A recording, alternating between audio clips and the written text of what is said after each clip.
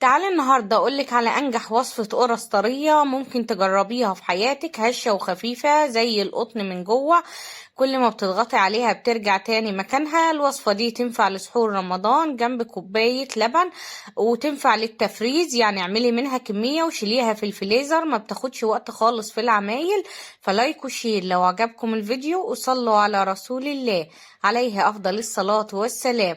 وتعالوا نسمي بسم الله ونبدأ في الوصفة بتاعتنا. عشان نعمل الوصفة بتاعتنا عندي هنا كوباية نزلت فيها بكيس من الخميرة الفورية، معلقة كبيرة من السكر، معلقة كبيرة من الدقيق. بقلب دول كويس قوي مع بعضيهم. بعد كده عندي نص كوباية من المية الدافية بنزل بيها، وببدأ أقلب كويس قوي لحد لما السكر يدوب والمكونات تتجانس مع بعضيها.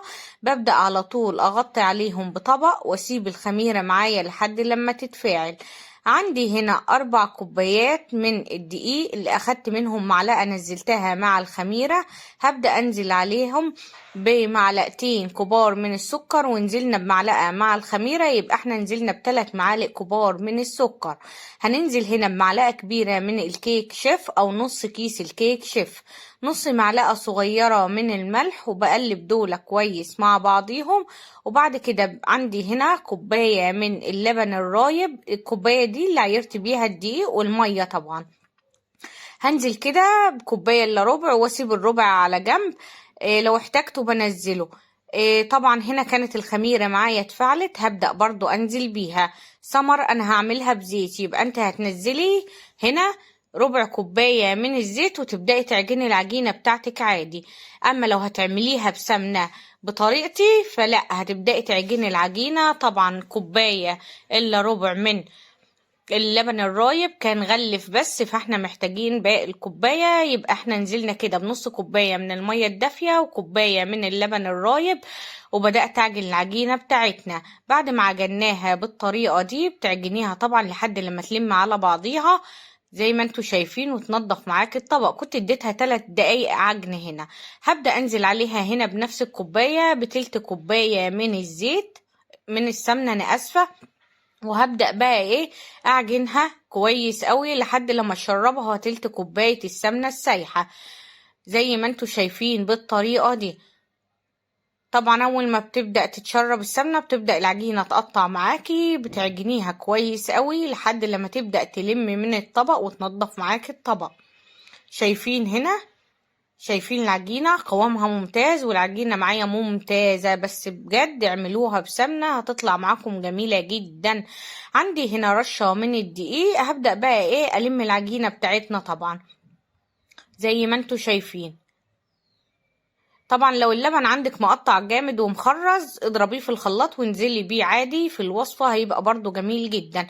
العجينة هنا معايا ممتازة. جيت هنا في بولة نزلت برشة من الدقيق، ونزلنا بالعجينة بتاعتنا ورش الدقيق كمان من فوق، وببدأ اغطيها بكيس بلاستيك، والفرن عندي دافي بسيبها لحد لما تتخمر.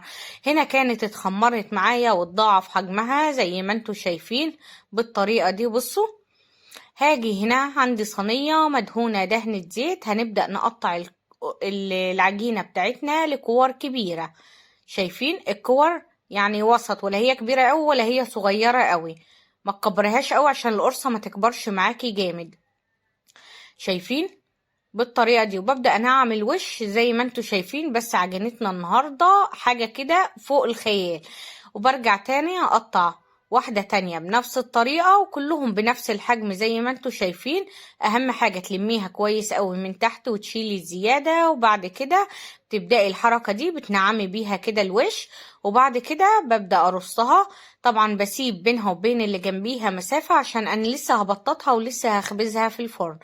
هنا دي الكمية اللي طلعت طبعا من 4 كوبايات من الدقيق. ببدأ كده بكفة ايدي اضغط عليها، وبعد كده بصوابعي ببدأ ابططها. شفتوا ان الوصفة سهلة جدا وما بتاخدش وقت خالص، وجميلة جدا، ريحتها ملهاش حل، طعمها رهيب.